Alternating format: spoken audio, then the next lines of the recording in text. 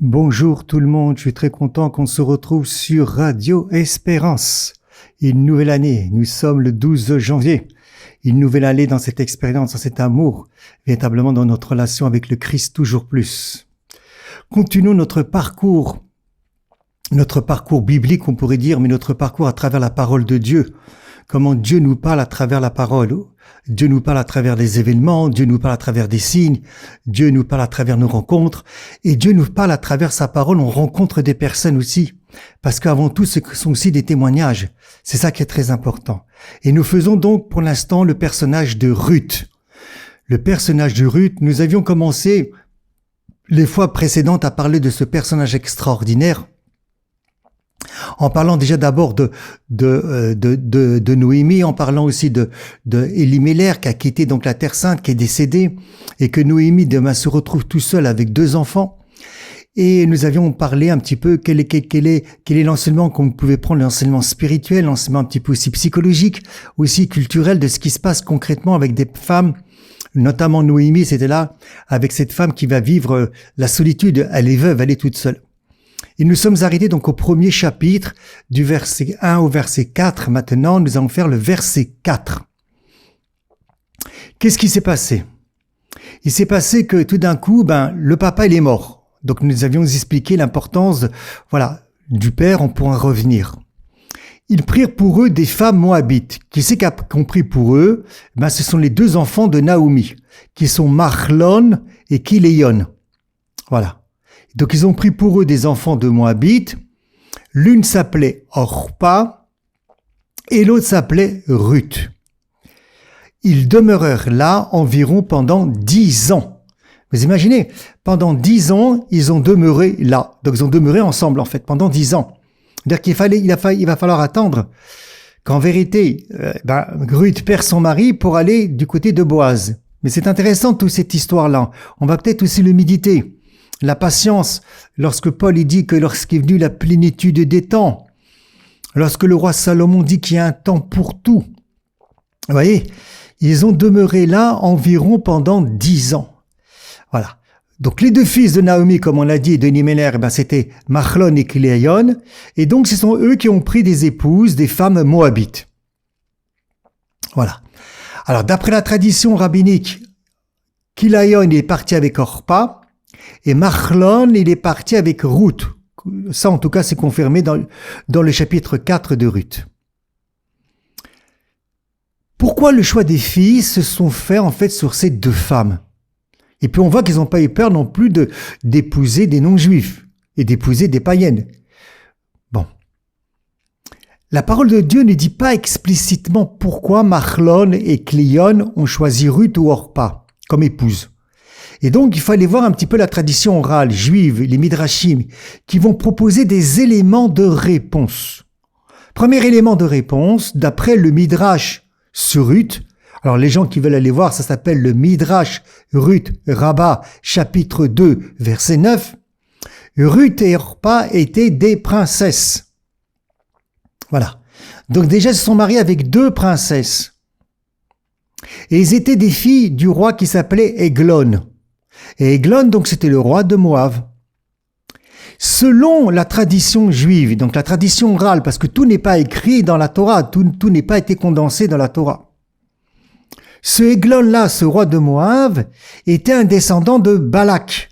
Et Balak était le roi de Moab. On est à l'époque de Moïse, donc il faut revenir à l'époque de Moïse, au livre des Nombres.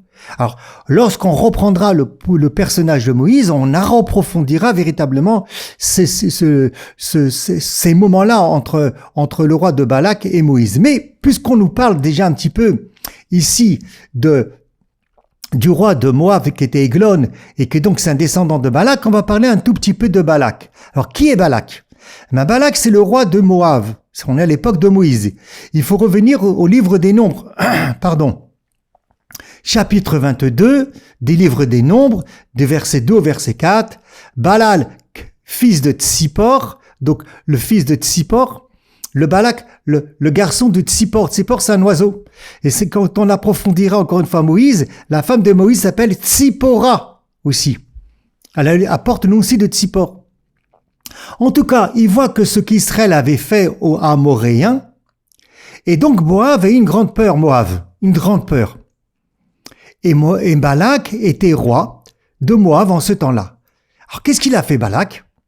Comme il a eu peur d'Israël, il est parti chercher un prophète qui existait au sein des nations, qui s'appelait Baalam ou Bil'am en hébreu. Ça, c'est le chapitre des Nombres 22, 5 et 6. Il a envoyé des messagers à Balaam pour lui dire « Maudis-moi le peuple hébreu, car il est trop puissant pour moi. » Pourquoi en vérité Balak est parti chercher un prophète pour maudire le peuple hébreu parce qu'il était trop puissant pour lui? Parce que Balak avait compris que sa puissance, et on verra comment est-ce qu'il avait compris ça, que la puissance du peuple hébreu était dans la voix, dans la bouche de Moïse, dans son prophète. Donc il fallait le maudire, une voix contre une autre voix. Donc Balak, voilà, il était là pour nuire à Israël. Voilà. Mais il a fait un acte incroyable d'après toujours la tradition juive. C'est que Balak s'est levé de son siège lorsque tout d'un coup il a entendu le nom de Dieu qui a été prononcé par Balaam. Vous savez, Balaam, le prophète Balaam qui a dit, voilà, je vois une étoile de Jacob, il sort une étoile de Jacob, le temps n'est pas encore venu, voilà qu'elles sont belles, le temps de Jacob. Bon. Et donc Balaam disait les paroles de Dieu et Balak, il a eu un respect, donc il s'est levé. Et le fait simplement qu'il s'est levé, donc, pour la tradition juive, il a honoré le nom divin au moment où il l'a entendu. Et pour la tradition juive, ce geste est compté comme un mérite, on pourrait dire. Voilà, le Midrash enseigne que Dieu a récompensé Balak. Quelle récompense il va avoir Balak? Eh bien, de Balak, à travers le roi de Eglon, ça va être Ruth. De Ruth, on va passer à David, et de David, on va passer au Messie. Alors, une autre question que l'on peut se poser, pourquoi Dieu a-t-il permis que ces princesses épousent des fils d'Israël? Parce qu'il y a une histoire qui est extrêmement intéressante. Vous voyez, c'est important de faire une théologie biblique ou une spiritualité biblique, mais c'est important, on ne peut pas se désincarner. Il faut rentrer dans l'histoire de la Bible, donc en fait dans l'histoire du peuple hébreu. Moi, c'est ce que je dis toujours. D'accord? Lorsqu'on aborde les évangiles, on ne peut pas non plus les aborder de manière les aborder de manière désincarnée. On arrive à une époque bien précise du peuple juif, on arrive à une époque de l'histoire du peuple hébreu bien précise, politiquement parlant, de manière économique, de manière spirituelle, qui n'a rien à voir avant la chute du premier temple et avant l'exil. Si on prend pas tout ça en considération, excusez-moi l'expression, on fait du spirituel ou d'une théologie biblique qui est désincarnée, totalement désincarnée. Bon, alors qu'est-ce qui se passe là maintenant? Pourquoi Dieu a-t-il permis que ces princesses épousent les filles d'Israël? Parce que Eglon, d'accord, lui, parce que le roi Balak s'était levé, on avait dit, en honneur d'Israël. Mais, qu'est-ce qui s'est passé? Il y a une histoire incroyable qui s'est passée dans le livre des Juges, et que je vais vous raconter avec le récit de Éhoud et Eglon. Les Juges, le chapitre 3. Les enfants d'Israël firent encore ce qui déplaît à l'Éternel. Bon, bah oui, c'est comme ça. L'Éternel les livra entre les mains de Eglon, le roi de Moab. Israël servit Eglon pendant 18 ans. Les enfants d'Israël crièrent à l'Éternel et l'Éternel suscita pour un libérateur. Qui est avec le libérateur? Éhoud, fils de Guérar, et de la tribu de Benjamin. C'est intéressant. Pourquoi c'est intéressant pour nous? On va pas s'arrêter sur, on fait pas le livre des Juges. Le moment où on le fera, on verra. Mais Éhoud, qui est le libérateur, il est de la tribu de Benjamin. Qui est de la tribu de Benjamin et qui se vante qu'il est de la tribu de Benjamin? Notre cher ami et confrère, Spolos, Saint Paul. Moi, la tribu de Benjamin. Donc lui, c'est un homme gaucher. Et les Israélites envoyèrent à Eglon le tribut. Verset 14. Éhoud, qu'est-ce qu'il a fait? Il s'est fait un point noir doublé, long d'une coudée et demie, il le dissimula sur ses vêtements à droite. Il apporta le tribut au roi Eglon qui était d'une corpulence énorme. Et après avoir remis le tribut à Éhoud, il se retira, mais resta seul auprès du roi dans la chambre intérieure. Il dit au roi qu'il avait un message secret. Et quand tout le monde sortit et que la porte fut fermée, Éhoud il est sorti et il a tué le roi Eglon. Voilà. Éhoud, qu'est-ce qu'il a fait? Il a sonné du corps pour assembler les enfants d'Israël. Et puis il les a tous conduits contre les gouverneurs de Moab. Et il y a eu une grande guerre. Voilà. Voilà qui était un petit peu Eglon. Vous voyez, d'où sort Ruth. Voilà. d'où sort Ruth et d'où sort donc Orpa. Donc on voit que Églon était le roi de Moab et qu'il opprime Israël. Ce qui signifie que c'est intéressant, c'est que Dieu aurait donc dirigé ce choix comme une récompense indirecte, entre guillemets, que Ruth soit issue de ses lignées et qu'elle allait devenir l'instrument, en fait, du plan divin à son insu. À son insu, elle ne le savait même pas. Ça fait que ce que dit comme Paul, qui reprend ce qui était dit dans les prophètes, Dieu m'a déjà choisi quand j'étais dans le ventre de ma mère. Oui, mais quand tu étais dans le ventre de ta mère, Paul, t'étais pas conscient. Il répète ce qu'il dit Jérémie. Dieu avait déjà un plan sur moi. Et donc Dieu, il a sûrement un plan sur vous. Même à votre insu. Même peut-être vous le savez même pas. Et on va le découvrir au fur et à mesure. Et on le découvre au fur et à mesure. Quel est le plan de Dieu sur moi?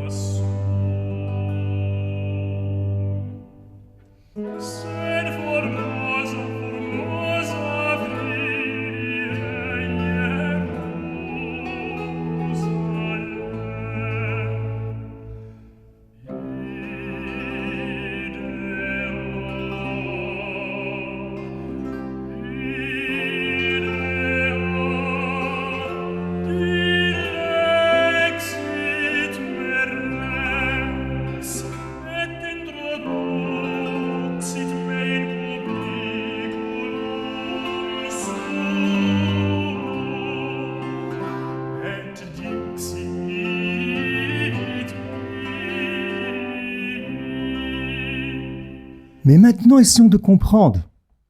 Quel était le mérite en vérité maintenant de Églon? On dit qu'il a fait un acte aussi extraordinaire, pourtant il a été tué. D'après la tradition orale, lorsque Ehud est venu et qu'il a dit « J'ai une parole de Dieu pour toi », Églon il s'est levé en l'honneur du nom de Dieu. Voilà. Et d'après la tradition orale, pour ce geste d'honneur qu'il a fait, Dieu a dit « Ben voilà, je te donnerai Ruth ». Cette descendance. Voilà. Maintenant, on peut essayer de réfléchir aussi pourquoi Machlon va épouser Ruth et pourquoi ensuite c'est Boaz. Pourquoi Dieu passe comme ça par des chemins où il permet des chemins incroyables, même dans notre vie. Voilà, que Machlon, donc le fils de Noémie, va épouser Ruth, ça va pas fonctionner parce qu'il va décéder. Quand la famille vit en exil, donc à Moab. D'accord? Et après, tout d'un coup, Machlon meurt. Et on va le voir, donc Machlon, va mourir sans enfant. Voilà. Et Boaz va arriver. Boaz va rentrer en scène, où Dieu va faire rentrer Boaz. Et Boaz est un homme pieux d'Israël. Boaz, il est proche parent de la famille de Élie-Méler. Donc, selon la loi du Livirat, d'accord? Il a le droit de racheter Ruth. Bien sûr, on va essayer de parler plus tard, peut-être aussi, quelle est cette loi du Livirat, qui est très important, parce que Boaz va l'utiliser. Et donc, il a le droit de racheter Ruth en l'épousant pour relever la lignée de Machlon. Alors, pourquoi aussi c'est intéressant? Pourquoi à l'époque déjà de Boaz, on dit qu'il a le droit de racheter Ruth? Pourquoi c'est un rachat aussi? Alors, on en reparlera aussi peut-être un moment. On peut pas tout détailler non plus, mais voilà. Alors, comment Machlon va mourir? La Bible nous raconte, elle nous dit simplement, les deux, Machlon et Clion, moururent. Voilà. Elle ne donne aucun détail sur la cause de leur mort. Ils vont mourir donc enterrés à Moab, et donc après avoir épousé, comme on l'a dit, des femmes moabites.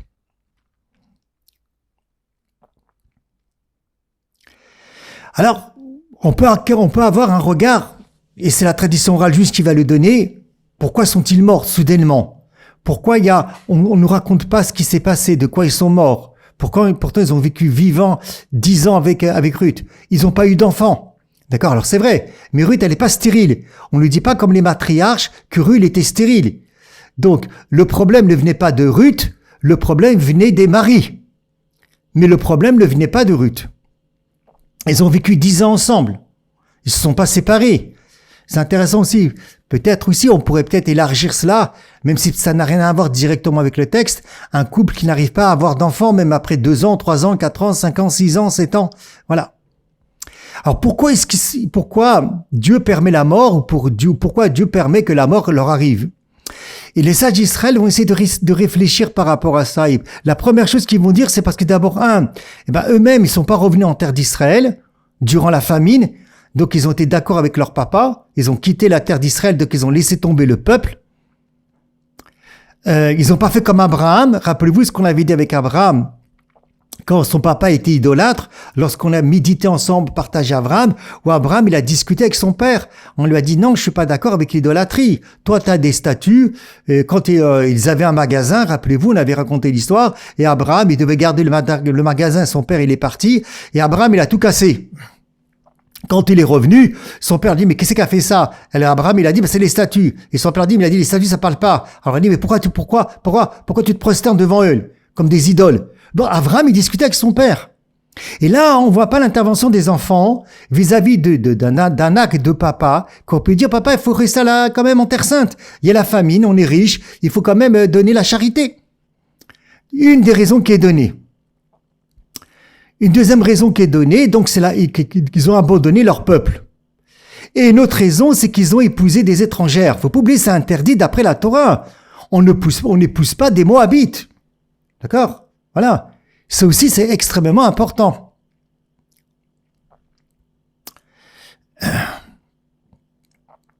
C'est-à-dire que leur exil n'était pas uniquement, leur mort n'était pas, on pourrait dire, uniquement géographique, mais ils étaient aussi donc spirituels.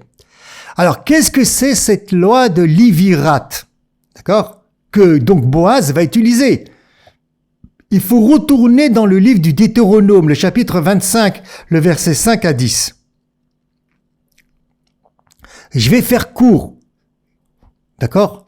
On pourrait une fois s'attarder lorsqu'on reprendra Moïse. Si un homme meurt sans enfant, son frère, ou plus largement un proche parent même masculin, mais son frère, donc est invité à 1. Épouser la veuve, 2. Pour donner une descendance au défunt. Voilà. Donc le frère est invité à faire ça. Très bien. Le premier enfant né porte le nom de frère, mort. Et c'est lui qui doit perpétuer la mémoire de la descendance. Et en fait, donc c'est un acte de fidélité familiale. Voilà. Quel rapport avec Boaz ou Boz? Boz n'est pas le frère de Machlon, mais un parent proche, ce qu'on appelle en hébreu le Goël. Et donc il exerce une forme élargie du Livirat, par fidélité à la lignée de Elimelech et de Machlon. Et c'est pour ça que Boaz va dire à Ruth dans 4.10, « J'ai acquis Ruth comme une femme pour relever le nom du mort de son héritage » dans Ruth 4.10. Voilà. Maintenant, il faudrait comprendre aussi qu'il est important, avant d'arriver tout de suite dans le côté spirituel, ou même psychologique, quel est le lien entre Elimelech et Boaz? Dans le livre de Ruth, le chapitre 2, le verset 1, Naomi avait un parent du côté de son mari, un homme puissant, riche, donc c'est la famille d'Elimelech, et son nom était Boaz. Cela signifie qu'en fait que Boaz est un proche parent d'Elimelech, du côté de sa tribu, de la tribu de Juda. Voilà. Pourquoi je fais ça? Parce que c'est extrêmement important. Et plus tard, lorsqu'on y aura la généalogie, ou si un jour on étudiera la généalogie de Jésus, vous verrez que tout ce que je viens de dire, c'est hyper important. J'espère que c'est pas trop fastidieux à la radio, mais c'est très important. En tout cas, on voit que Boaz est un proche parent d'Elimelech. Exemple, Marie, elle descend de la tribu de Lévi, elle descend de la tribu de Juda. De quelle tribu elle descend Marie? Voilà. C'est intéressant aussi de savoir ça.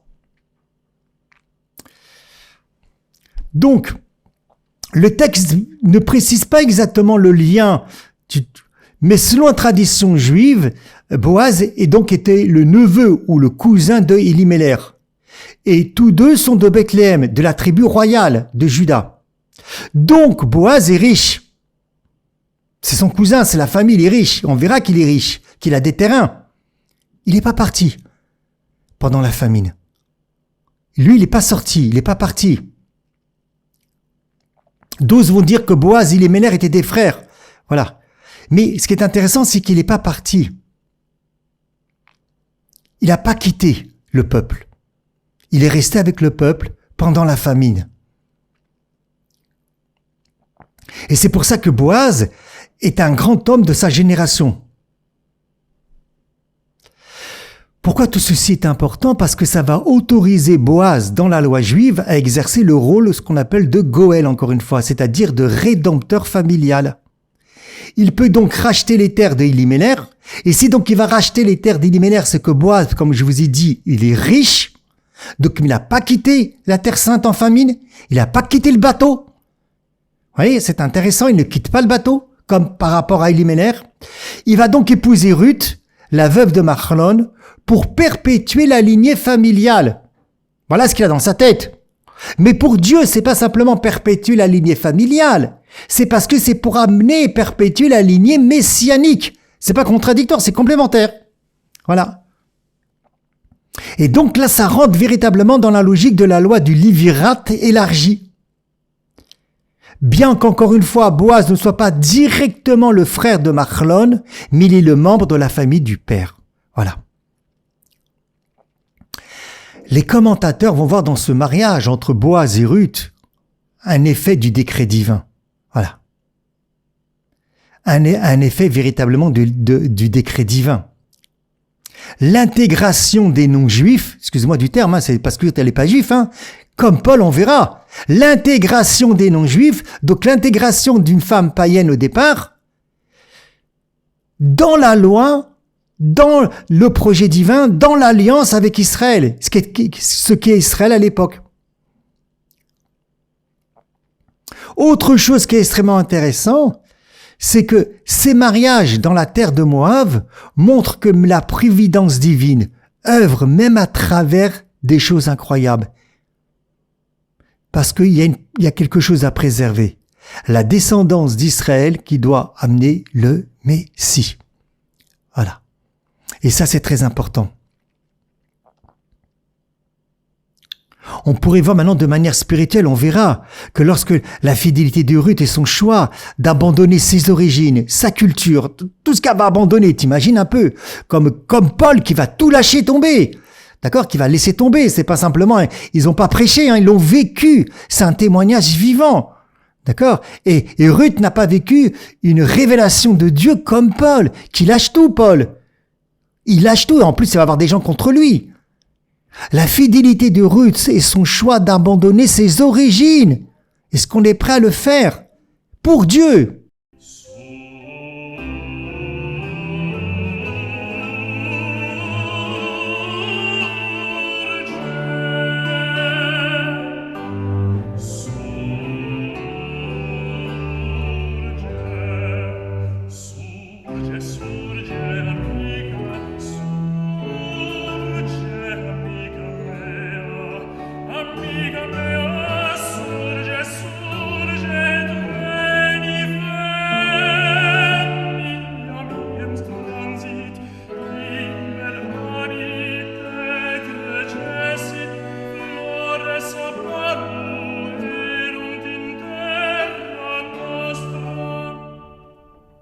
Et là, il faut carrément une foi incroyable quand même. La fidélité de Ruth, en plus elle est princesse. Ça me fait penser aussi à Paul, où il a aussi tous les honneurs, mais il va tout laisser tomber. Alors c'est vrai, j'aime pas comparer, d'accord? Il faut pas comparer chacun sa mission, on fait pas du plagiat, c'est très important même par rapport à nous. Peut-être nous, on ne nous demande pas de quitter nos origines, mais c'est sûr qu'on nous demande de quitter des choses, c'est évident. Parce que Jésus le dit, si tu veux me suivre, il faut que tu te renies, tu prennes ta croix. C'est ce que Dieu a demandé à Abraham. Rappelez-vous que lorsqu'on a médité à Abraham, quitte tout, la terre, là où tu es né, la maison de ton père. C'est impossible. Tu peux pas suivre le Christ si tu quittes pas des choses, si ça passe par des croix. Voilà. Sinon on s'engage pas en Christ. C'est impossible. Mais là, la fidélité de Ruth, on revient sur Ruth. Elle n'a pas de révélation. Elle n'a pas de manière. En tout cas, Dieu ne lui dit rien. Dieu dans la parole, hein. Pas de révélation, pas de manifestation, pas d'illumination, pas d'apparition, pas de rêve.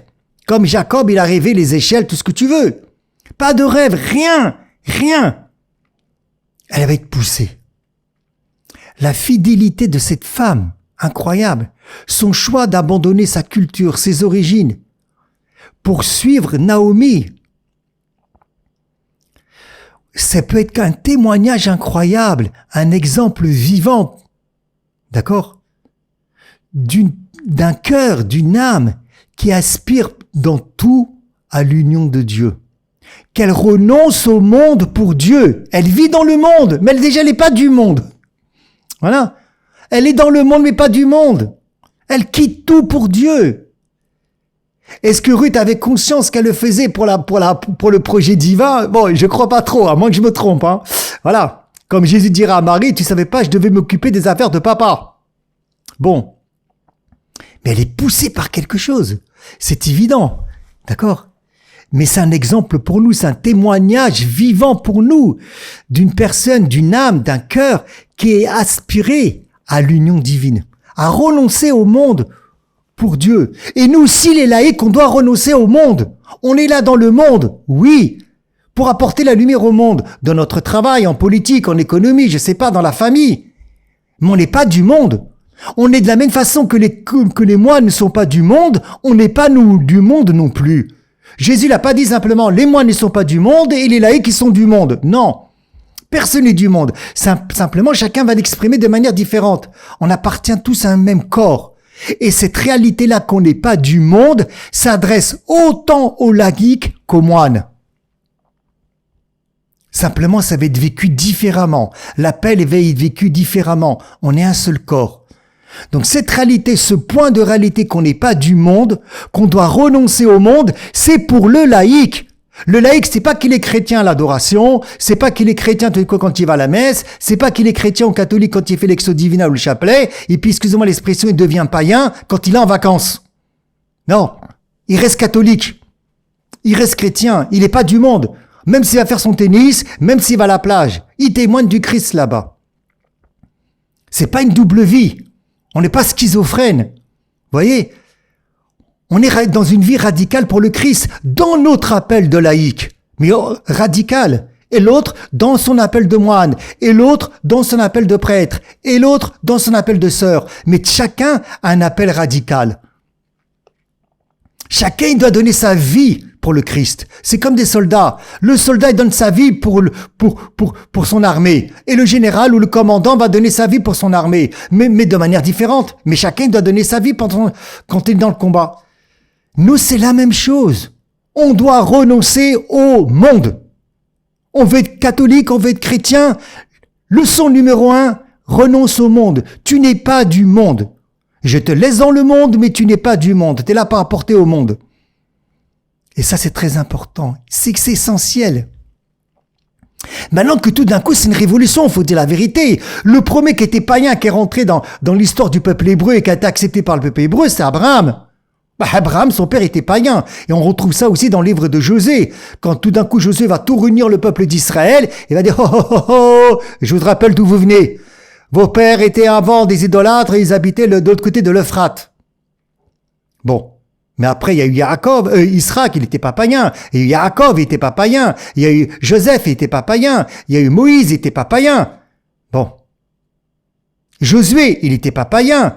Il y a eu Déborah, même si après le peuple juif, il est parti dans le paganisme où il a fait des bêtises. Mais qu'on fasse rentrer au sein d'Israël une femme qui est totalement d'origine païenne, étrangère, idolâtre, et contre le peuple hébreu. Moi, avec contre le peuple hébreu, ça fait penser à Paul qu'elle est contre les chrétiens et que Dieu l'a fait rentrer. Incroyable. Voilà. Incroyable. Et ça me fait penser un petit peu la même chose par rapport à ce qui est écrit dans l'évangile de Matthieu. Et c'est intéressant quand même que j'apporte l'évangile de Matthieu parce qu'on dit que l'évangile de Saint Matthieu est écrit pour les Juifs. Le chapitre 8, le verset 10 à 12, la foi du centurion. aussi, il n'est pas juif. Comme la foi de Ruth, qui n'a rien à voir. Jésus, voyant cela, fut dans l'admiration. Il dit à ceux qui le suivaient, « Je vous le dis en vérité, je n'ai trouvé personne en Israël d'une aussi grande foi. » Et le gars, il est païen. Excuse-moi du terme. Et en plus, pas seulement il est païen, mais il est l'ennemi d'Israël. Alors t'imagines, c'est le soldat romain, le centurion. « Je vous le dis encore, plusieurs viendront d'Orient et d'Occident. » Plusieurs viendront d'Orient et d'Occident. D'accord? Et s'assiront avec Abraham, Isaac et Jacob dans le royaume des cieux. Les fils du royaume seront rejetés dans les ténèbres du dehors. C'est les fils du royaume qui vont être jetés dans les ténèbres, dans le dehors. Ça faudra l'approfondir. Si Dieu veut, je vais l'approfondir. Et là, il y aura des pleurs et des grincements de dents. Et Jésus te dit, mais il y en a plein qui vont venir d'ailleurs, qui vont venir d'Orient et d'Occident, et qui vont s'asseoir avec Abraham, Isaac et Jacob, et vont faire la fête dans le royaume des cieux. Et les fils du royaume, qui c'est les fils du royaume? Est-ce que il parle du peuple juif? Le peuple juif de chair au départ, donc le peuple d'Israël. Eux, ils seront jetés dans les ténèbres du dehors. Et là, il dit, il va y avoir des pleurs et des grincements de dents.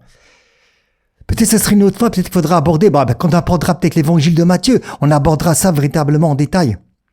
Là, j'avais abordé ça pour montrer l'admiration, voilà, d'un non-juif, comme Ruth. Mais on peut voir aussi autre chose, l'admiration de la femme samaritaine, qui n'est pas considérée comme une juive.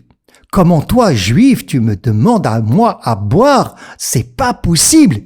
Il y a un bug quelque part. Comment tu viens de me demander à boire, moi qui suis simplement une samaritaine? Eh oui.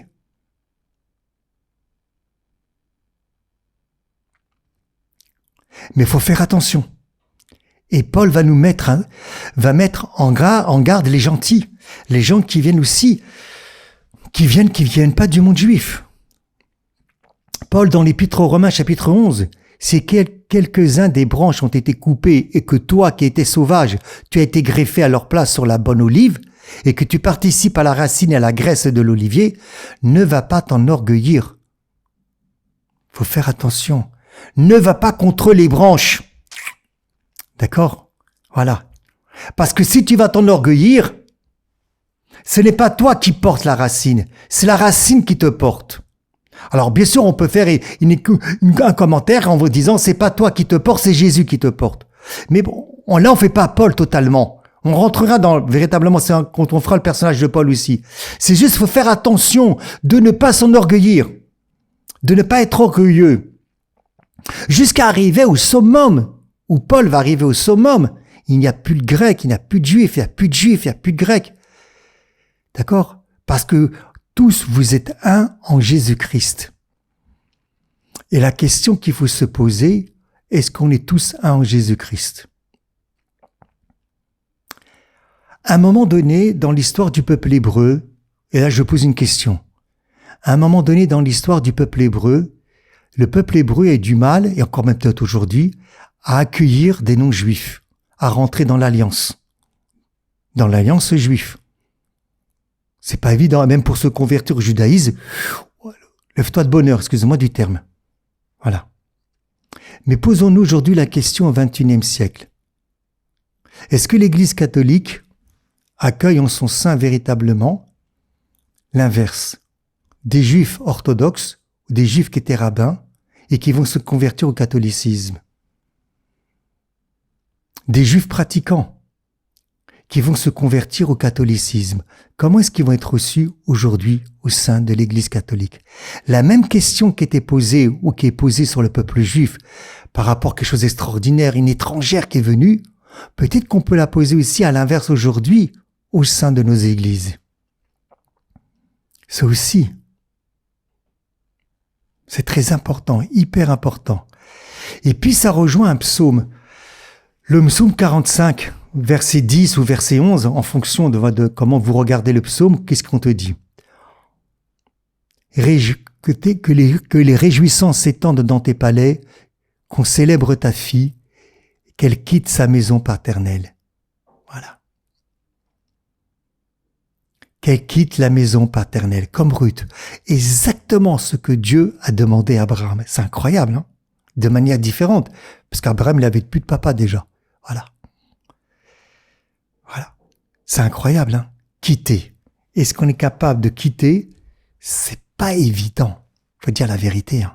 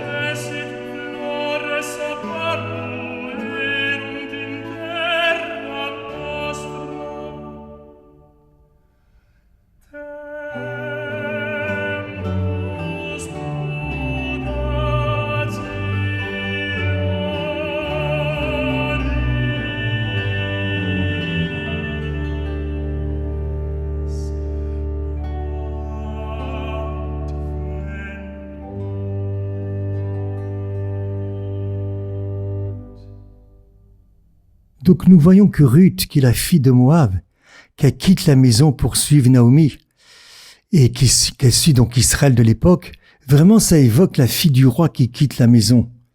C'est un départ vers une alliance nouvelle, un renouveau spirituel. Et c'est pour ça que Paul va insister énormément sur l'abolition des barrières ethniques, sociales, voilà, spirituelles ou religieuses. Il n'y a plus de juifs, il n'y a plus de grecs, d'accord? Et qu'on peut trouver donc une préfiguration dans l'histoire, dans le témoignage de Ruth, dans le témoignage dans ce mariage entre Boaz, qui est Israël, et l'étranger Ruth. Et c'est pour ça que je reviens vraiment au psaume 47. D'accord? Écoute ma fille, vois et prête l'oreille. Oublie ton peuple et la maison de ton père. T'imagines? C'est comme si qu'on te disait, oublie ta famille. Ou comme si qu'on te disait, oublie ta culture. Pour aller vers Dieu, hein. Ou bien on te disait, oublie la France. Ça paraît inimaginable. Ou bien oublie ton pays. Quitte tout. Oublie ton peuple et quitte la maison de ton père. Quitte tout. Et le roi porte ses désirs sur ta beauté. Parce qu'il est ton Seigneur. Rends-lui tes hommages. Le roi porte ses désirs sur ta beauté. C'est magnifique. On peut rien qu'approfondir ce verset du psaume, que le roi porte ses propres désirs sur la beauté de son église, sur le féminin, sur l'épouse, sur chacun d'entre nous. Donc nous avons une beauté, on pourrait rentrer dans l'explication du psaume qui n'a rien peut-être à voir avec ce qu'on parle de Ruth, mais peut-être que oui, qu'il y a une beauté en Ruth qui n'est pas décelée au départ. Parce qu'elle a revêtu le vêtement, ou elle a le vêtement du paganisme. Elle vient de Moab.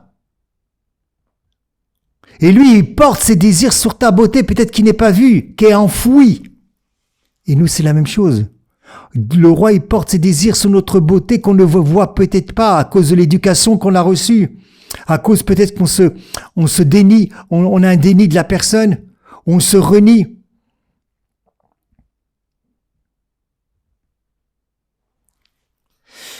Il y a des commentaires sur ça, bien évidemment, lorsqu'on regarde les pères de l'Église, notamment Saint Augustin, Saint Bernard de Clairvaux. D'accord? Que pour eux, ils vont dire c'est l'âme, c'est le cœur qui quitte ses attachements terrestres. Voilà. Pour s'unir au Christ, l'époux divin. Et ça, c'est demandé aux laïcs. C'est pas demandé qu'aux moines. J'entends trop de choses, excusez-moi, je vous dis la vérité.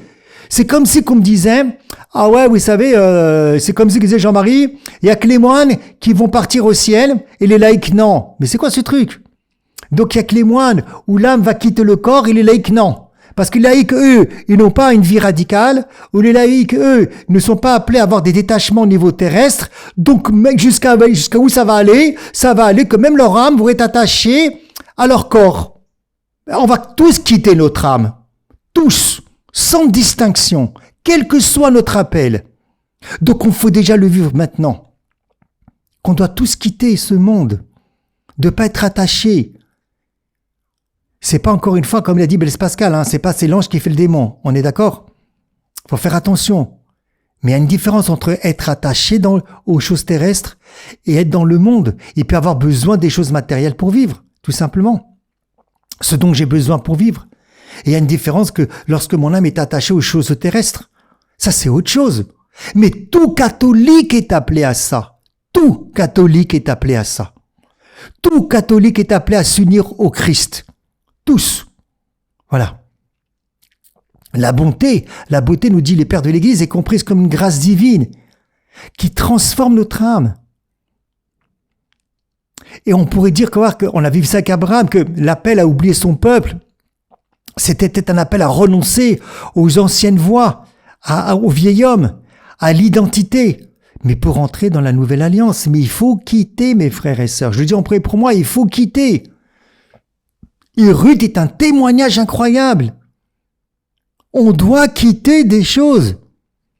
C'est comme ça. Et bien sûr que ce que l'évangile va nous dire, ça fait appel à ce qui est écrit dans l'évangile de Luc, où Jésus dit pour le suivre pleinement, qu'est-ce qu'on doit faire? On doit renoncer. C'est tout le monde. Ça fait, comme je vous ai dit, écho à ce qui est écrit dans le livre de la Genèse. Quitte la maison de ton père. Abraham, qui est quand même le geste fondateur de la foi. Il part dans l'inconnu, le gars, excuse-moi du terme. Il part dans l'inconnu, Abraham. Psaume 45, oublie ton peuple. Paul, dans l'Épître aux Galates, où il rejette tout. Il rejette même la Torah comme moyen de justification. Vous croyez que c'était facile pour Paul? Nous, on parle comme ça aujourd'hui, on vient, la Torah, de toute façon, elle n'est pas là pour justifier, c'est la grâce du Christ. Ouais, si, c'est facile à en parler, tant que t'as pas vécu l'expérience. Bien évidemment, c'est facile à en parler. Il n'est pas interdit d'en parler. Mais Paul, lui, quand il en parle, il l'a vécu. C'est autre chose. Quand tu parles d'une expérience que tu as vécue, quand tu témoignes de quelque chose que tu as vécu, que si simplement tu prends un verset et que tu fais une exégèse théologique ou spirituelle, ça n'a rien à voir. Ça n'a rien à voir. Donc quitter un lieu, c'est pas seulement quitter un cadre intérieur, c'est quitter un cadre intérieur, un langage, une identité construite. Et des fois même, parfois même par une image qu'on peut avoir de Dieu, du spirituel. Et c'est pour ça que Paul dit qu'il faut rentrer à l'intérieur du royaume de Dieu, changer de lieu. C'est pour ça que Jésus nous dira qu'il faut demeurer en lui. Vous n'êtes pas du monde, on doit demeurer en lui. Donc si je demeure en lui, je dois être pas attaché aux choses terrestres. Et si je demeure en lui, c'est que je quitte un cadre. Je quitte une façon d'avoir même une relation avec Jésus. Même si c'est ma relation que je peux avoir jusqu'à maintenant. Jusqu'à maintenant, peut-être que vous m'écoutez. Je dois quitter ça pour demeurer en lui. Si j'avais une autre relation avec lui.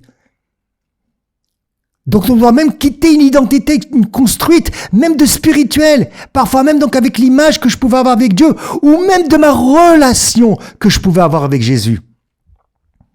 Et ce départ, ça constitue le passage de la croix, par excellence. Et ça fait avec Abraham, ça fait avec Ruth, ça fait avec Paul, et on peut trouver toutes les personnes humaines aujourd'hui. Voilà. Bien évidemment. Vous savez très bien ce qui s'est passé à Abraham, on l'avait étudié. Quand tu dis l'Echlecha, va pour toi, mais va en toi, c'est pour toi je te le fais, c'est pour toi. Et c'est pas simplement une exégèse. Le gars, excuse-moi du terme, Abraham, il a vécu, il a dû partir. Même si Dieu va lui dire c'est pour toi, ok, c'est pour moi. Mais c'est pas évident, ça fait mal. C'est crucifiant. Bien sûr que c'est crucifiant.